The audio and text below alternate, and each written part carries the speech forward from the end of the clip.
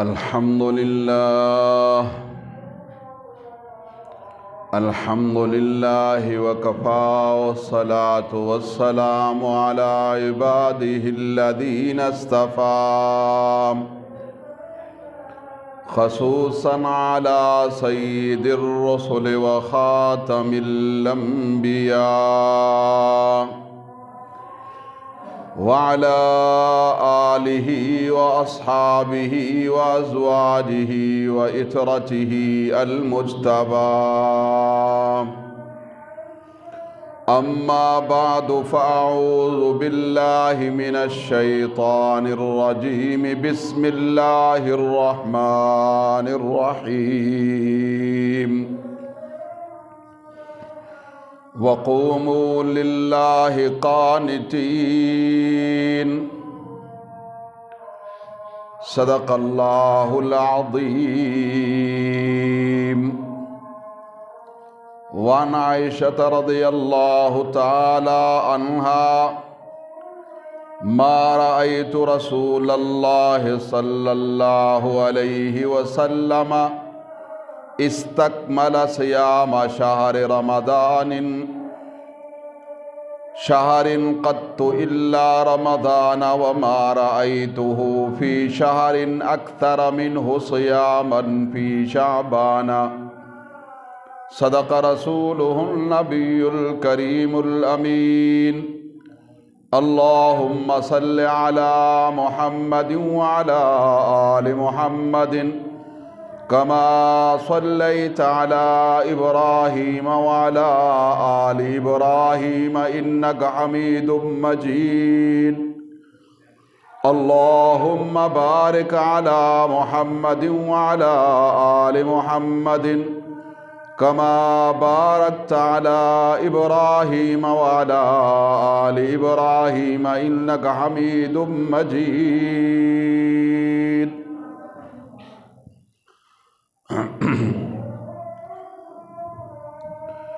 انتہائی قابل احترام بزرگوں، دوستوں، بھائیوں،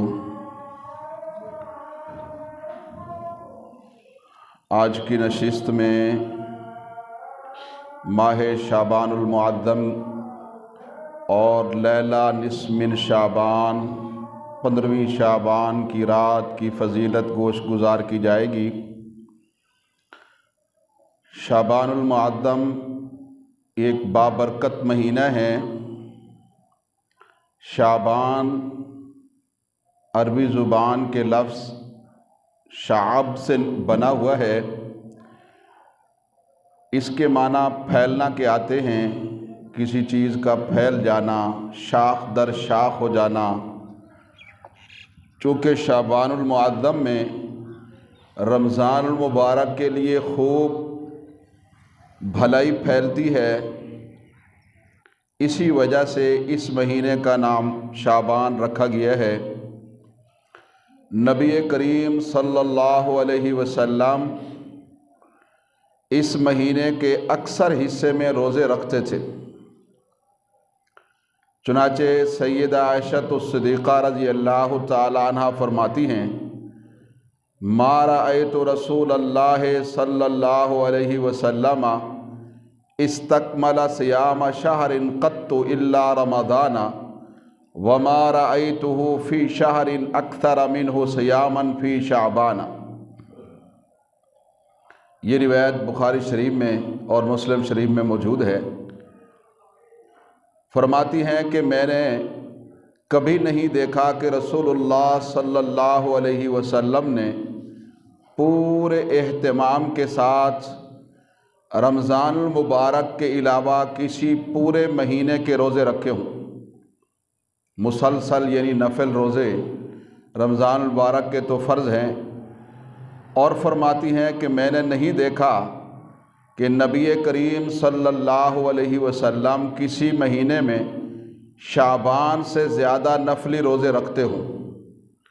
شعبان المعظم میں آپ زیادہ نفلی روزہ رکھا کرتے تھے۔ ایک اور حدیث مبارکہ میں ام المومنین حضرت عائشہ الصدیقہ رضی اللہ تعالی عنہ فرماتی ہیں کہ میں نے رسول اللہ صلی اللہ علیہ وسلم کو شعبان اور رمضان کے سوا لگاتار 2 مہینے روزے رکھتے ہوئے کبھی نہیں دیکھا۔ یعنی نبی کریم صلی اللہ علیہ وسلم رمضان کے پورے مہینے کے ساتھ ساتھ شعبان کے بھی تقریباً پورے مہینے کے روزے رکھتے تھے اور بہت کم دن ناغہ فرماتے تھے۔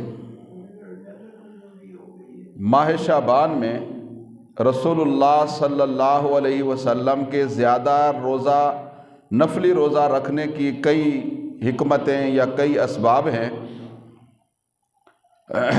علماء یہ فرماتے ہیں کہ شعبان المعظم میں نبی کریم صلی اللہ علیہ وسلم نفلی روزے رمضان المبارک کی روحانی تیاری اور رمضان المبارک کی عظمت کی بنیاد پر رکھتے تھے، تاکہ لوگوں میں رمضان المبارک کی اہمیت ان کے ذہن نشین ہو جائے اور ان کے ذہنوں میں اچھی طرح سے بیٹھ جائے۔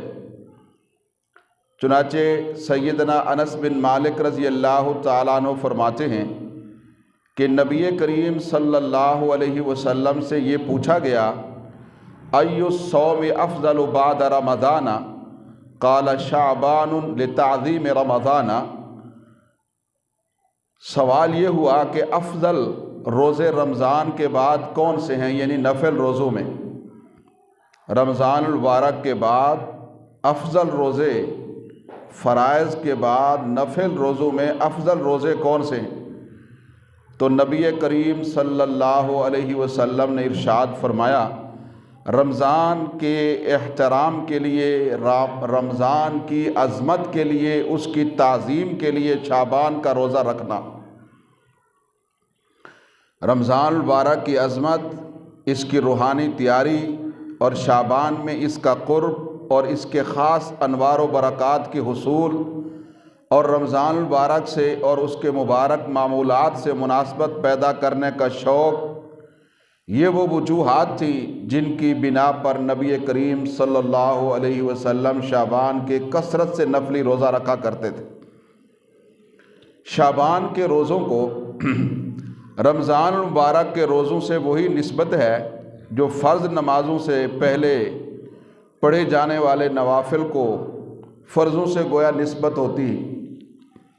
انتہائی قابل احترام بزرگوں، دوستوں، بھائیوں، نبی کریم صلی اللہ علیہ وسلم ماہ شعبان میں زیادہ نفلی روزے اس وجہ سے بھی رکھتے تھے کہ حضرت اسامہ بن زید رضی اللہ تعالی عنہ ارشاد فرماتے ہیں کہ نبی کریم صلی اللہ علیہ وسلم نے ارشاد فرمایا، شعبان کا مہینہ رجب اور رمضان کے درمیان کا مہینہ ہے۔ پچھلا رجب تھا، یہ شعبان ہے، اگلا رمضان ہے، تو بیچ کا رجب ہے۔ آپ ارشاد فرماتے تھے، یعنی شعبان کی آپ نے تعیین فرمائی کہ شعبان کا مہینہ کون سا ہے۔ فرمایا شعبان کا مہینہ رجب اور رمضان کے درمیان کا مہینہ ہے، اور ارشاد فرماتے تھے کہ لوگ اس کی فضیلت اور عظمت سے اور اس کی اہمیت سے غافل ہیں، حالانکہ اس مہینے میں بندوں کے اعمال رب العالمین کی طرف اٹھائے جاتے ہیں۔ لہذا میں اس بات کو پسند کرتا ہوں کہ میرا عمل بارگاہ الہی میں اس حال میں پیش ہو کہ میں روزے سے ہوں، چونکہ شعبان کے مہینے میں سالانہ اعمال اٹھائے جاتے ہیں، رب العالمین کی بارگاہ میں پیش کیے جاتے ہیں۔ تو فرمایا کہ جب اعمال پیش ہوں میرے تو میں روزے سے ہوں۔ ایک وجہ یہ بھی شعبان کے روزہ زیادہ رکھنے کی، نفل روزے، اور آپ نے یہ بھی ارشاد فرمایا، حضرت عائشہ الصدیقہ رضی اللہ تعالیٰ عنہ فرماتی ہیں کہ میں نے رسول اللہ صلی اللہ علیہ وسلم سے سوال کیا کہ اے اللہ کے حبیب صلی اللہ علیہ وسلم، آپ شعبان کے مہینے میں اس کثرت سے روزے کیوں رکھتے ہیں؟ تو آپ نے ارشاد فرمایا، اس مہینے میں ہر اس شخص کا نام ملک الموت کے حوالے کر دیا جاتا ہے جن کی روحیں اس سال میں قبض کی جائیں گی، لہٰذا میں اس بات کو پسند کرتا ہوں کہ میرا نام اس حال میں حوالے کیا جائے کہ میں روزے دار ہوں۔ تو اس مہینے میں کثرت سے روزے رکھنے کی ایک وجہ یہ بھی ہے۔ اور شعبان المعظم میں نبی کریم صلی اللہ علیہ وسلم کے زیادہ نفلی روزے رکھنے کے کئی اسباب میں سے ایک سبب یہ بھی ہے کہ نبی کریم صلی اللہ علیہ وسلم تقریباً ہر مہینے 3 دن، جن ایام 20 مہینے میں جو ایام 20 آتے تھے، 20 کا معنی ہوتا ہے روشنی، یعنی جن راتوں میں روشنی زیادہ ہوتی ہے ان کے دنوں میں آپ روزہ رکھتے تھے، 13، 14، 15 قمری حساب سے۔ ہر مہینے میں 3 دن ایام 20، 13، 14 اور 15 تاریخ کے آپ روزے رکھتے تھے، لیکن بعض اوقات سفر یا ضیافت وغیرہ یا کوئی اور مصروفیت یا کسی عذر کی وجہ سے وہ چھوٹ جاتے، اور اس طرح وہ سال بھر میں کئی مہینوں کے بعض اوقات جمع ہو جاتے، تو ماہ شعبان میں ان ایام 20 کی آپ قضا فرما لیتے۔ چنانچہ حضرت عائشہ صدیقہ رضی اللہ تعالیٰ عنہ فرماتی ہیں، کان رسول اللہ صلی اللہ علیہ وسلم یصوم 3 ایام من کل شہر فربما اخر ذلك حتى یجتمع علیہ صوم السنۃ فیصوم شعبان، کہ نبی کریم صلی اللہ علیہ وسلم ہر مہینے میں ایام 20 کے 13، 14، 15 یہ نفلی روزے رکھے کرتے تھے، لیکن بعض اوقات کسی عذر یا سفر وغیرہ کی وجہ سے رہ جاتے تو وہ کئی مہینوں کے اس طرح جب جمع ہو جاتے تو شعبان میں ان کی قضا فرما لیتے، اس لیے بھی شعبان میں زیادہ روزہ رکھا کرتے تھے۔ بہرکیف ان سب حدیثوں سے یہ معلوم ہوا کہ کئی وجوہات تھیں جن کی وجہ سے نبی کریم صلی اللہ علیہ وسلم شعبان میں کثرت سے روزے رکھتے تھے، لیکن اس کے ساتھ ساتھ ترمذی شریف میں حضرت ابو ہریرہ رضی اللہ تعالی عنہ سے یہ روایت بھی ہے کہ نبی کریم صلی اللہ علیہ وسلم نے یہ بھی ارشاد فرمایا، اذا باقیہ نصف من شعبان فلا تصوموا، کہ جب آدھا شعبان باقی رہ جائے تو پھر نفل روزے نہ رکھو۔ آدھا شعبان جب خود آپ رکھتے تھے، لیکن لوگوں کو یہ تلقین فرماتے تھے کہ جب آدھا شعبان رہ جائے تو پھر نفل روزے نہ رکھو، کھاؤ پیو، اور فرماتے تھے طاقت حاصل کرو تاکہ رمضان المبارک کے روزے قوت کے ساتھ رکھ سکو، اور رمضان المبارک کا قیام اور دیگر اس کے مبارک اعمال و عبادات پوری مستعدی کے ساتھ صحت عافیت کے ساتھ انجام دے سکو۔ اور نبی کریم صلی اللہ علیہ وسلم چونکہ طاقتور تھے الحمدللہ، روزوں کی وجہ سے آپ صلی اللہ علیہ وسلم کو وہ کمزوری لاحق نہیں ہوتی تھی جو عام لوگوں کو لاحق ہوتی، اس لیے نبی کریم صلی اللہ علیہ وسلم نصف شعبان کے بعد بھی روزہ رکھا کرتے تھے، اور اس کی تفصیل وضاحت ارشاد فرما دیا آپ نے۔ اور امت میں سے جو لوگ اس کی طاقت رکھتے ہوں اور جن کو روزے کمزور نہ کرتے ہوں وہ نصف شعبان کے بعد بھی روزہ رکھ سکتے ہیں، البتہ وہ نہ رکھیں آدھے شعبان کے بعد کہ جنہیں کمزوری روزوں سے لاحق ہوتی ہے۔ علماء یہ فرماتے ہیں کہ ماہ شعبان کے روزے صحیح روایات سے ثابت ہیں، لہذا شعبان کے کم از کم پہلے نصف حصے میں روزے نفل رکھنے چاہیے اور اس سنت کو زندہ کرنا چاہیے۔ اگرچہ یہ روزے نفلی ہیں، اگر کوئی شخص نہیں رکھے گا تو اس پر کوئی مواخذہ نہیں، اس پر کوئی مواخذہ شریعت کی طرف سے نفل کی ادائیگی پر نہیں ہے۔ اور اگر کسی میں ہمت ہے، اللہ تعالیٰ نے طاقت عطا فرمائی ہے، تو وہ زیادہ روزے رکھنا چاہتا ہے تو وہ 1 شعبان سے 27 شعبان تک رکھے۔ ماہ شعبان کی فضیلت سے متعلق یہ چند معروضات گوش گزار کی گئی ہیں۔ شعبان المعظم میں لیلہ نصف من شعبان جو ہے، شعبان کی 15ویں رات، ماہ شعبان کی 15ویں رات، اس کی فضیلت، اس کی اہمیت جو حدیثوں میں آئی ہے، منقول ہوئی ہے، اور سند کے لحاظ سے جس درجے کی حدیثیں ہیں ان کو میں گوش گزار کرتا ہوں۔ ماہ شعبان کی 15ویں رات، اس کو شب براءت کہتے ہیں، براءت۔ بہرحال شب فارسی کا لفظ ہے، براءت بھی فارسی کا لفظ ہے، عربی میں بھی استعمال ہوتا ہے، تو یہاں فارسی کے ساتھ استعمال ہوا ہے بری ہونے کی رات، چھٹکارے کی رات، لیکن حدیث میں جو لفظ آیا ہے وہ لیلہ نصف من شعبان آیا ہے، یہ لفظ نہیں آیا۔ شب برات کو شب براءت یہ حمزہ کے ساتھ ہے، اس کا تلفظ املا حمزہ کے ساتھ ہے، پھیلی ہوئی تا سے پہلے حمزہ، را کے بعد۔ اس کو اس لیے کہتے ہیں کہ اس رات میں 2 قسم کی براءت ہوتی ہے۔ ایک برات تو بدبختوں کو اللہ تعالیٰ کی طرف سے ہوتی ہے، اور دوسری برات اللہ کے دوستوں کو چھٹکارا ملتا ہے ذلت اور رسوائی سے۔ جس طرح مسلمانوں کے لیے اس روئے زمین پر عید کے 2 دن، عید الفطر اور عید الاضحیٰ ہیں، اسی طرح فرشتوں کے لیے آسمان پر 2 راتیں، لیلہ نصف من شعبان اور شب قدر کی راتیں، یہ عید کی راتیں ہیں۔ مسلمانوں کی عید دن میں رکھی گئی کیونکہ رات کو انسان سوتے، اور فرشتوں کی عیدیں رات میں رکھی گئی ہیں کیونکہ فرشتے تو سوتے نہیں۔ بہرحال حدیثوں میں شب براءت، لیلہ نصف من شعبان کی بہت زیادہ فضیلت اور اہمیت جو ہے وہ بیان کی گئی ہے۔ اس سلسلہ میں 4 حدیثیں میں گوش گزار کرنا چاہوں گا۔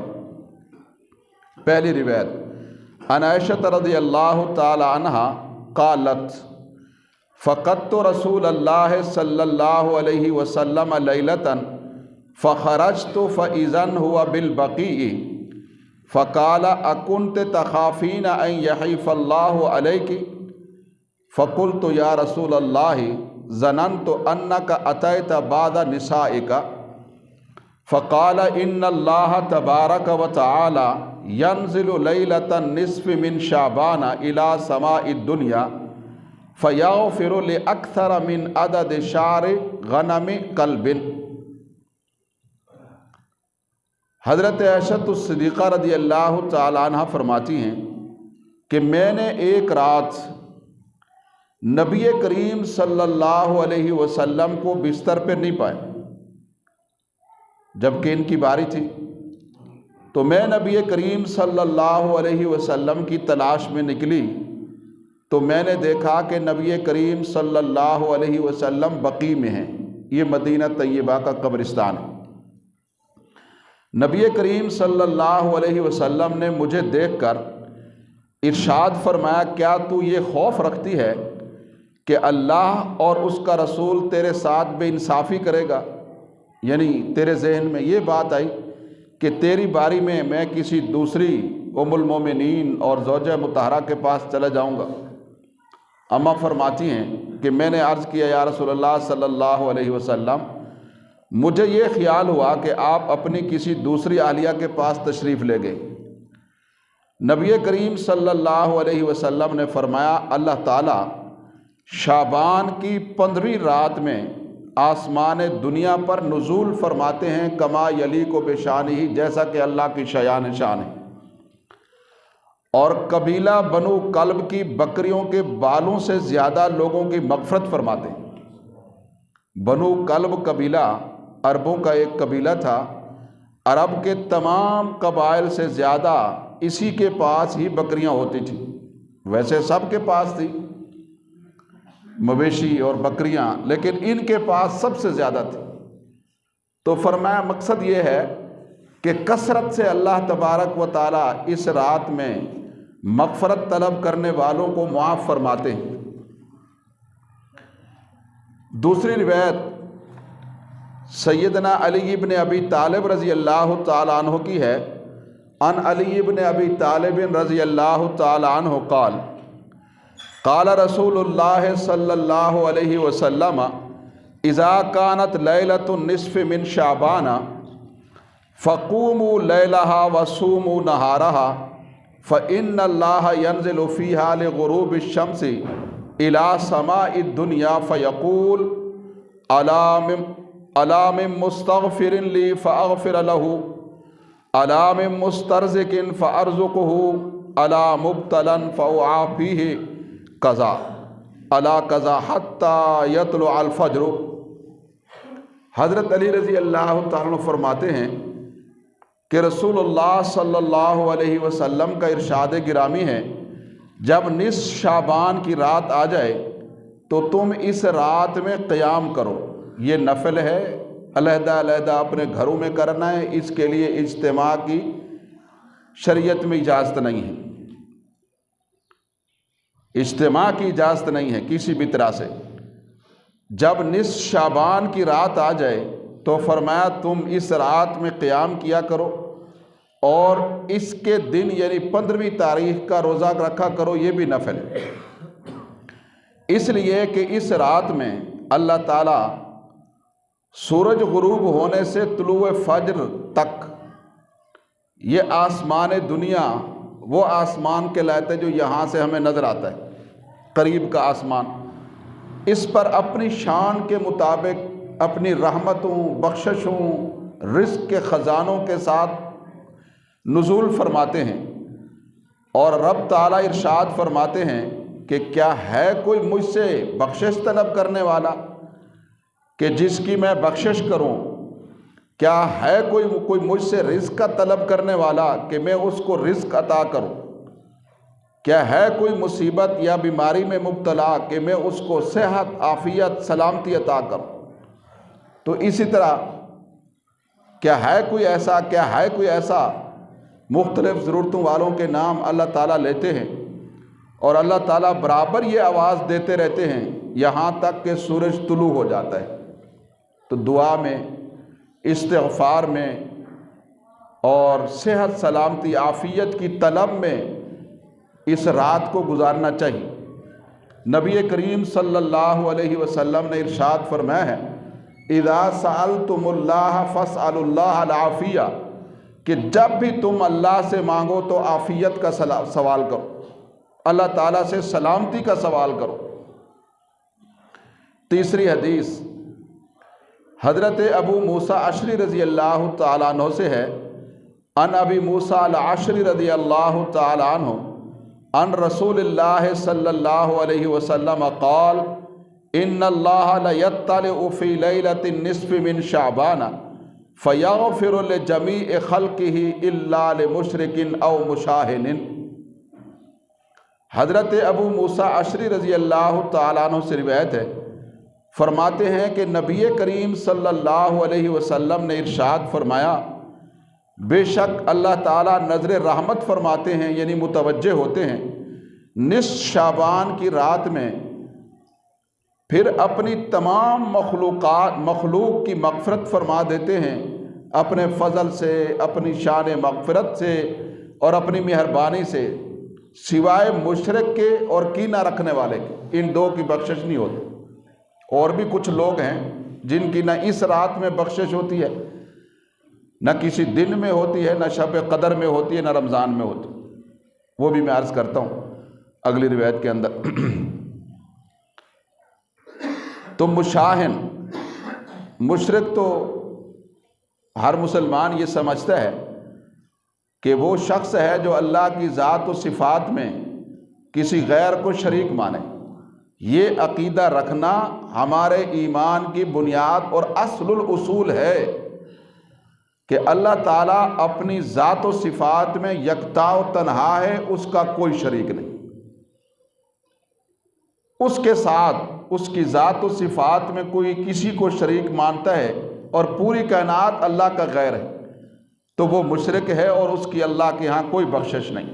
وہ اعلان قرآن میں بھی اللہ نے فرمایا ہے، ان اللہ لا یغفر ان یشرک بہ ویغفر ما دون ذلک لمن یشاء، کہ بے شک اللہ مشرک کی بخشش نہیں فرماتے، اس کے علاوہ جس کی چاہیں اللہ بخشش فرماتے۔ اور مشاہن کینہ ور، کینہ رکھنے والا، دل میں نفرت رکھنے والا، بغض رکھنے والا، فرمایا کہ اس کی بھی اللہ تعالیٰ بخشش نہیں فرماتے۔ کینہ شریعت مطہرہ میں حرام ہے۔ انتہائی قابل احترام بزرگوں، دوستوں، بھائیوں، نبی کریم صلی اللہ علیہ وسلم صحابہ کو یہ تلقین فرماتے تھے، احادیث مبارکہ میں موجود ہے کہ جب تم سونے لگو تو اپنے دل کو ہر مسلمان سے متعلق صاف کرو۔ کسی شخص کا حساب کوئی نہیں لے سکتا سوائے اللہ کے۔ اللہ کی مرضی اس کو چاہے عذاب دے، اللہ کی مرضی اس کو چاہے معاف فرمائے۔ لہٰذا کوئی بھی شخص کسی کے متعلق، آپ یہ تعلیم فرماتے تھے کہ کینہ نہ رکھے اپنے دل میں۔ اور پھر اللہ تو علیم بذات الصدور ہے، دلوں کے بھید اور راز جانتے ہیں۔ صحابہ نے اپنے دلوں کو ایک دوسرے کے متعلق ایسا صاف کیا کہ اللہ تعالیٰ نے گواہی دی کہ یہ ایک دوسرے کا کینہ نہیں رکھتے۔ یہ اسلام کا معاشرہ ہے، یہ معاشرہ نبی علیہ السلام نے دیا ہے، یہ دین کا معاشرہ ہے، یہ دین داری ہے۔ فرمایا رحماء بینہم، یہ سب آپس میں ایک دوسرے کے ساتھ رحم دل ہیں، ان کے دلوں میں آپس کے اندر مہربانی ہے، رافت ہے، مودت ہے، محبت ہے۔ اور کیا ہے؟ اولئک الذین امتحن اللہ قلوبہم، لوگوں کے متعلق تو مہربانی آپس میں، اور اللہ سے کیسا تعلق ہے؟ فرمایا ان کے دل ایمان سے بھرے ہوئے ہیں، ان کے دل ایمان سے بھرے ہوئے ہیں۔ اس لحاظ سے کسی کے متعلق ایسی ویسی بات ذہن میں، دل و دماغ میں رکھنا یہ ہماری شریعت میں منع ہے۔ اللہ تعالیٰ معاف فرمائے ہمیں۔ اور اسی طرح فرمایا کہ جو شخص زنا کار ہوگا، یعنی اس عمل میں مسلسل مبتلا ہوگا، اور اگر وہ بھی توبہ نہیں کرتا ہے تو اس کی بھی بخشش نہیں۔ اور اسی طرح رشتہ داری توڑنے والا، قطع رحمی کرنے والا، اور اسی طرح ٹخنوں سے نیچے ازار تکبر کی وجہ سے لٹکانے والا، بعض اوقات بے خبری میں ہو جاتا ہے، یا بعض اوقات تکبر اس کی وجہ نہیں ہوتی ہے، لیکن تکبر کی وجہ سے عرب میں جو سردار تھے، بڑے بڑے لوگ تھے، مالدار تھے، قبیلوں کے بڑے تھے، وہ اپنے تہ بند کو لٹکا کے چلتے تھے، اس کو بڑائی اور تکبر کی علامت سمجھتے تھے۔ تو اس سے اللہ تعالیٰ نے، نبی علیہ السلام نے منع کیا۔ اور اسی طرح ماں باپ کا نافرمان، ماں باپ کا نافرمان بھی اس رات میں نہیں بخشا جاتا، نہ شب قدر میں بخشا جاتا۔ ماں باپ کی اللہ تعالیٰ نے بڑی شان بنائی ہے، البتہ اگر ماں باپ شریعت کے خلاف حکم دے، وہ صرف ماں باپ نہیں، دیگر رشتہ دار، احبا، اقربا، دوست، احباب، کوئی بھی برادری، کنبہ، قبیلہ، تعلقات، کوئی بھی شریعت کے خلاف، اللہ اور اس کے رسول کے خلاف حکم دیں تو پھر ان کی بات نہیں ماننی، اس لیے کہ جو حدیث میں آیا ہے لا طاعت لمخلوق فی معصیت الخالق، خالق کی نافرمانی جہاں ہو وہاں مخلوق کی اطاعت نہیں ہو سکتی۔ ماں باپ خلاف سنت کسی چیز کا حکم دیتے ہیں تو ان کی اطاعت ہرگز جائز نہیں۔ اور اسی طریقے سے جوا کرنے والا، اور اسی طریقے سے وہ شخص جو لوگوں پر ناحق ٹیکس لیتا ہے، لوگوں سے ناحق ٹیکس لیتا ہے، اس کی بھی اس رات بخشش نہیں ہوگی۔ اور اسی طریقے سے جادوگر، اس کی بھی اس رات میں بخشش نہیں ہوگی۔ اور کاہن، وہ بھی اسی طرح کے عراف، اور اسی طرح طبلہ بجانے والے، ہارمونیم، ستار، طبلہ، آلات موسیقی یہ بجانے والے، فرمایا کہ اور اسی طریقے سے مدمن خمر یعنی ہمیشہ شراب کا عادی کہ وہ اس کے مشروبات میں داخل ہو، تو ایسے لوگوں کو بہرحال یہ مختلف قسم کے لوگ ہیں کہ مغفرت کی ان عام راتوں میں بھی، شب قدر میں، لیلہ نصف شعبان میں ان کی بخشش نہیں ہوتی۔ مشرک 14 قسم کے لوگ حدیثوں کے اندر آئے ہیں، سب کو میں ایک دفعہ پھر عرض کر دیتا ہوں۔ نمبر 1، مشرک آدمی، اس کی بخشش نہیں ہوگی، کسی بھی قسم کے شرک میں مبتلا ہو، اور اسی طرح کینہ اور دشمنی رکھنے والا شخص، اس کی بھی بخشش نہیں ہو، اور اہل حق کی جماعت سے الگ رہنے والا، صحابہ کے طرز سے الگ رہنے والا۔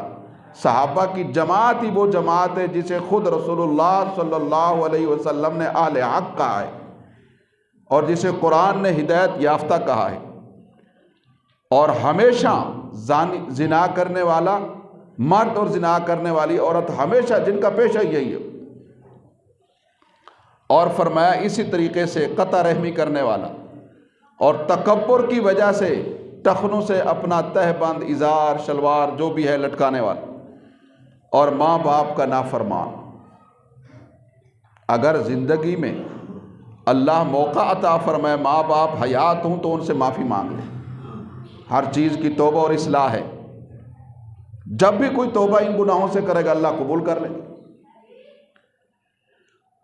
اور وہ معاف کر دیں تو معافی ہو جائے گی۔ اگر وہ فوت ہو گئے ناراضگی کی حالت میں، پھر بھی شریعت نے راستہ رکھا ہے معافی کا، پھر یہ ہے کہ ان کے لیے دعائے مغفرت کرے، اپنی زندگی میں ان کے لیے دعائے مغفرت کرتا رہے، یہ کہے کہ اے اللہ مجھے بھی معاف فرما، میرے والدین کو بھی معاف فرما، اے اللہ مجھے بھی معاف فرما، میرے والدین کو بھی معاف فرما، تو پھر اللہ تعالیٰ اس کو نافرمان نہیں مارے گا، اس کو ماں باپ کا فرما بردار بنا کر اٹھائے گا۔ اور اسی طرح ہمیشہ شراب پینے والا، اور فرمایا خودکشی کرنے والا یا دوسروں کو قتل کرنے والا، یہ بڑا سخت گناہ ہے۔ من یقتل مؤمنا متعمدا، یہ کلام الہی ہے، فجزاؤہ جہنم خالدا فیہا وغضب اللہ علیہ ولعنہ واعد لہ عذابا عظیما۔ فرمایا خودکشی کرنے والا یا دوسرے کو قتل کرنے والا، دونوں صورتوں میں قتل کا گناہ ہے۔ جو بندہ جان بوجھ کر قتل کرتا ہے، خطا میں ہو گیا تو الگ بات ہے، شکار کو مار رہا تھا اچانک کوئی آدمی آ گیا، یہ خطا ہے۔ عمد اور خطا میں فرق کیا ہے شریعت مطہرہ نے سورہ بقرہ میں، لیکن جان بوجھ کر کوئی کسی کو یا اپنے آپ کو قتل کرتا ہے، مارتا ہے، یہ جان اللہ کی امانت ہے، ہم اس کے مالک نہیں ہیں۔ ہمیں یہ حکم ہے کہ ہم بھی اس کی حفاظت کریں، اور ہمیں یہ بھی حکم ہے کہ ہم اوروں کی بھی جان کی حفاظت کریں، ان کے مال کی بھی حفاظت کریں، ان کی عزت آبرو کی بھی حفاظت کریں، ان کے تقدس کی، ان کے مقام و مرتبے کی حفاظت کریں، یہ ہمیں حکم ہے شریعت کا۔ جو بندہ جان بوجھ کر اپنے آپ کو یا کسی کو قتل کرتا ہے، اللہ تعالیٰ فرماتے ہیں مشرک کی طرح یہ ہمیشہ کی جہنم میں رہے گا، فجزاؤہ جہنم خالدا فیہا، یہ مشرک کی طرح ہمیشہ رہے گا، وغضب اللہ علیہ، اور اس پر اللہ کا غصہ ہوگا، ولعنہ، اور اللہ کی لعنت ہوگی، وَأَعَدَّ لَهُ عَذَابًا عَظِيمًا، اور اس کے لیے بڑا عذاب اللہ نے تیار کر رکھا ہے۔ جتنے جرائم ہیں، جتنے گناہ ہیں، اتنی بڑی بڑی سزائیں ان میں سے کسی پر نہیں ہے سوائے شرک کے اور قاتل نفس کے۔ تو اس لحاظ سے، اور اشار کہتے جبرن ٹیکس وصول کرنے والا، ہر چیز میں ٹیکس، ہر چیز میں ٹیکس، تو یہ انکم کو جمع کرنے والا، اور اسی طرح جادوگر، اور ہاتھوں کے نشانات وغیرہ دیکھ کر غیب کی خبریں بڑے شوق سے بعض لوگ ہاتھ دکھا رہے ہوتے، انا للہ و انا الیہ راجعون۔ فرمایا غیب کا علم صرف اللہ کے پاس ہے، وَعِندَهُ مَفَاتِيحُ الْغَيْبِ لَا يَعْلَمُهَا إِلَّا هُوَ، غیب کے خزانے کی کنجیاں اللہ کے علاوہ کسی کے پاس نہیں۔ فرمایا ستاروں کو دیکھ کر یا فال کے ذریعے خبر دینے والا، طبلے اور باجے بجانے والا، تو یہ وہ لوگ ہیں کہ جن کی ان مقدس اور عظمت والی بخشش والی راتوں میں بھی بخشش نہیں ہوتی، تاکہ یہ اپنے ان گناہوں سے توبہ کر۔ اور 5 راتیں ایسی ہیں کہ جن میں دعا رد نہیں ہوتی ہے۔ حضرت عبداللہ ابن عمر کی روایت ہے، وہ فرماتے ہیں 5 لیال لا يرد فیہن الدعاء، لیلۃ الجمعۃ وأول لیلۃ من رجب ولیلۃ النصف من شعبان ولیلۃ العید۔ فرمایا کہ 5 راتوں میں اللہ دعا کو رد نہیں فرماتے، انشاءاللہ ضرور قبول ہوتی۔ جمعہ کی رات، شب جمعہ، اور ماہ رجب کی پہلی رات، بلکہ چاند کو، رجب کا چاند دیکھتے ہی نبی علیہ السلام دعا فرماتے تھے۔ نماز بعد میں ادا فرماتے تھے، پہلے دعا فرماتے تھے، اللہم بارک لنا فی رجب و شعبان وبلغنا الی رمضان، یہ دعا فرماتے تھے۔ اور نصف شعبان کی رات، یعنی 14 اور 15 کی درمیانی رات جو ہے قمری حساب سے، چاند کے حساب سے، اور دونوں عیدوں کی راتیں، ان کو لیلۃ الجائزہ کہتے ہیں۔ یہ بڑی فضیلت والی، جس کو ہم چاند رات کہہ دیتے ہیں، یہ بڑی فضیلت والی ہیں، ان میں دعائیں بہت قبول ہوتی ہیں۔ بہرحال یہ احادیث مبارکہ ہیں جن میں شعبان المعظم کی فضیلت بھی میں نے عرض کی ان کی روشنی میں، اور لیلہ نصف شعبان کے متعلق بھی ایک بات ذہن میں رکھیں کہ 15 شعبان کے متعلق جتنی حدیثیں میں نے عرض کی ہیں، سند کے لحاظ سے ان کے راوی زیادہ مضبوط نہیں، زیادہ، لیکن چونکہ علماء اور محققین اور اسماء الرجال کے ماہرین یہ فرماتے ہیں کہ بہت زیادہ سندیں جمع ہو گئی ہیں، تو لہٰذا ان کو کسی نہ کسی طرح سے اعمال کی فضیلت میں قبول کر لیا جائے، کیونکہ ان حدیثوں کا تعلق عقیدے سے نہیں ہے۔ عقائد کے ثبوت کے لیے صریح، صحیح، متواتر روایت کا ہونا ضروری ہے، لیکن یہ اعمال کی فضیلت میں ہیں، تو لہٰذا متعدد حدیثیں ہیں اور مختلف صحابہ کرام سے ہیں، اس لیے کم سے کم وہ فرماتے ہیں اس کی کوئی نہ کوئی بنیاد ضرور ہوگی، درجہ صحیح میں نہ صحیح، حسن میں نہ صحیح، حسن لغیر ہی میں ان کو قبول کیا جاتا ہے۔ اور اسی طریقے سے چند باتیں اس رات کے حوالے سے یہ ضرور رکھیں ذہن میں، ویسے بھی نفلی اوورآل نفلی عبادت جتنی بھی ہیں ان کے متعلق، نفلی عبادات تنہائی میں اور اپنے گھر میں ادا کرنا افضل ہے، یہ مسئلہ ذہن میں رکھیں۔ لہذا لیلہ نصف شعبان کی عبادت بھی گھر میں کی جائے۔ بعض لوگ مساجد میں پروگرام کرتے ہیں، جمع ہوتے ہیں، اور اس طریقے سے یہ اسراف ہے، اس کی شریعت میں کوئی ایسی تفصیل ہمیں نہیں ملی ہے، کتابوں کے اندر نہ قرآن میں ہے، نہ حدیث کی کتابوں میں ہے، نہ فقہ کی کتابوں میں۔ اپنے اپنے مقام پر دعا کا اہتمام، ذکر کا، درود پاک کا، تلاوت کا، عبادت کا، نوافل کا اہتمام، مسجد میں نہیں۔ حضرت عبداللہ ابن عمر کی روایت ہے اس حوالے سے، نبی کریم صلی اللہ علیہ وسلم نے فرمایا اجعلوا فی بیوتکم من صلاتکم ولا تتخذوها قبورا، فرمایا کہ اپنی نوافل نمازیں جو ہیں وہ گھروں میں پڑھا کرو، اور اپنے گھروں کو قبرستان نہ بناؤ، جس طرح قبرستان میں اموات مردے نماز نہیں پڑھتے، تو ایسا نہ بناؤ گھروں کو کہ وہ نماز سے اور اس کی فضیلت یا اس کی برکت سے خالی ہو جائیں۔ اور اسی طرح اس رات میں اور اسی طرح شب قدر میں عبادت کا کوئی خاص طریقہ مقرر نہیں ہے۔ عبادتیں کون سی کرنی ہیں میں عرض کر دیتا ہوں، اپنے اپنے طور پر کریں، اس میں بھی جمع نہیں ہونا مسجد میں۔ شب قدر میں بھی ذکر اللہ، درود پاک، تلاوت، نفل نماز، صلاۃ و تسبیح، کوئی بھی عبادت کی جا سکتی، نفل ہے یہ، فرض ضروری واجب لازم نہیں۔ فرض وہ جو ہے بہت اہمیت کے حامل ہیں، نماز، روزہ، حج، زکوٰۃ، یہ فرائض ہیں۔ پورے سال فرض نماز کا اہتمام کیا جائے، صرف شب برات میں تو نفل پڑھ لے اور اپنے آپ کو جنت کا مستحق سمجھے تو یہ بہرحال باطل خیال ہے۔ یہ الگ بات ہے کہ اللہ تعالیٰ قادر مطلق ہے، جس کو چاہے معاف فرما دے۔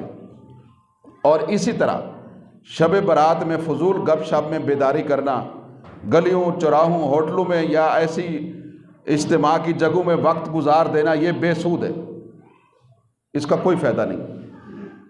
باقی قبرستان جانے کا جو جہاں تک مسئلہ ہے، نبی علیہ السلام نے اپنا قبرستان جانا اس رات میں خفیہ رکھا ہے۔ اس طرح سے کوئی جاتا ہے تو ٹھیک ہے، لیکن یہ کوئی اجتماعی صورت میں یا اس کو ضروری خیال کرنا تو یہ بہرحال دین کے اندر غلو ہے۔ اور جہاں تک اس کے روزہ کا میں نے عرض کیا کہ روایت ہے، تو روزہ مستحب بنفل کہہ لیں، اس سے زیادہ اس کی اہمیت نہیں۔ اگر کوئی نہیں رکھے گا تو اس کا کوئی گناہ نہیں۔ باقی اس کی خرافات ہیں، ان سے بچنا بہرحال ضروری ہے۔ 15ویں شعبان کے روزے کو نہ تو سنت قرار دینا مستحب ہے اور نہ ہی اس کو بدعت کہہ سکتے ہیں، کسی نہ کسی روایت میں تو بہرحال یہ آیا ہے، تو زیادہ سے زیادہ مستحب کہہ سکتے ہیں۔ بہتر یہ ہے کہ ماہ شعبان کے اکثر حصے کے روزے رکھے جائیں۔ گفتگو کا خلاصہ یہ نہ ہو تو ماہ شعبان کے نصف اول کے پہلے 15 دن کے روزے رکھے جائیں، یہ بھی نہ ہو تو شعبان کے چاند کے حساب سے 13، 14، 15 کے روزے رکھیں۔ اتنا بھی نہ ہو تو کم از کم 15 شعبان کا روزہ رکھ لیں، یہ بھی انشاءاللہ اللہ پاک ثواب دیں گے۔ باقی کچھ بدعات و خرافات ہیں، آتش بازی، اسراف، فضول خرچی، کفار کی مشابہت۔ آتش بازی تو مجوسیوں کی مشابہت ہے، چراغاں کرنا، ہمارے یہاں بھی لوگ مسجدوں میں چراغاں کر دیتے، اس کو ثواب سمجھتے ہیں۔ انا للہ و انا الیہ راجعون۔ ضرورت سے زیادہ روشنی تو منع ہے مسجد میں۔ نبی کریم صلی اللہ علیہ وسلم نے فرمایا، من تشبہ بقوم فہو منہم، جو کسی قوم کی مشابہت کرے گا وہ انہی میں۔ اصل میں ہارون الرشید خلیفہ کے زمانے میں برامکا، یہ مجوسیوں کا ایک قبیلہ تھا، وہ مسلمان ہوئے، لیکن مسلمان تو ہو گئے، وہ انہوں نے یہ اپنا آگ جلانے والا عمل نہیں چھوڑا، اپنی رسمیں جاری رکھی۔ تو وہ اس طرح سے یہ چراغاں کرنا اور روشنیاں کرنا یہ برامکیوں سے آئی، اور اس وقت سے یہ مسلمانوں میں بھی بات چلی ہوئی ہے۔ تو یہ مشابہت ہے مجوس کی، یہ منع ہے۔ اور اسی طریقے سے اس رات میں کوئی ایسا طرز عمل اختیار کرنا جس سے دوسروں کو تکلیف ہو، پٹاخے چھوڑنا، شور شرابہ کرنا، یا اس رات میں کوئی حلوے پکانا۔ وہ کیوں پکائے جاتے ہیں جی؟ نبی علیہ السلام کے دندان مبارک شہید ہو گئے تھے تو آپ نے پھر یہ استعمال فرمایا تھا۔ وہ اللہ کے بندے، یہ شعبان کا مہینہ ہے، دندان مبارک شہید ہوئے تھے احد میں، اور احد شوال المکرم میں ہوا ہے۔ شوال المکرم سے لے کر شعبان تک یہ 11 مہینے بنتے، تو وہ 11 مہینے بعد حلوہ بنایا گیا آپ کے لیے ان دانتوں کی وجہ سے۔ یہ کیسی بے تکی، اس کا کوئی ثبوت نہیں۔ اور یا بعض لوگ اس کو مسور کی دال جو ہے بنا، ان خرافات کی دین کے اندر کوئی حقیقت نہیں۔ ان سب چیزوں سے پرہیز ضروری ہے۔ ہمارے لیے کامیابی اور نجات نبی علیہ السلام کی اتباع میں ہے۔ نبی علیہ السلام نے ارشاد فرمایا، کل امتی یدخلون الجنت الا من ابا، میری امت کا ہر شخص مرد عورت جنت میں جائے گا، الا من ابا، مگر جو انکار کرے گا وہ نہیں جائے گا۔ قالوا، صحابہ نے پوچھا، من یا ابا، حضرت وہ کون ہے جو انکار کرتا ہے؟ آپ نے فرمایا، من اطاعنی دخل الجنہ، جو میری بات مانتا ہے وہ جنت میں جائے گا، میری اطاعت کرتا ہے، میری سنت پر چلتا ہے۔ ومن عصانی فقد ابا، اور جس نے میری نافرمانی کی اس نے انکار کیا ہے، تو جس کی وجہ سے وہ جنت سے محروم ہو جائے گا۔ اللہ ہمیں جنت سے محروم نہ فرمائے۔ اللہ تعالی ہم سب کو صراط مستقیم پر چلنے کی توفیق نصیب فرمائے، بدعات و خرافات اور رسومات سے ہماری حفاظت فرمائے، سنت کے جذبے سے ہمیں مالا مال فرمائے۔ رمضان المبارک کی آمد ہے، اللہ پاک ہمیں اس کی تیاری کی توفیق نصیب فرمائے، صحت عافیت کے ساتھ ہمیں رمضان المبارک کے مبارک معمولات نصیب فرمائے۔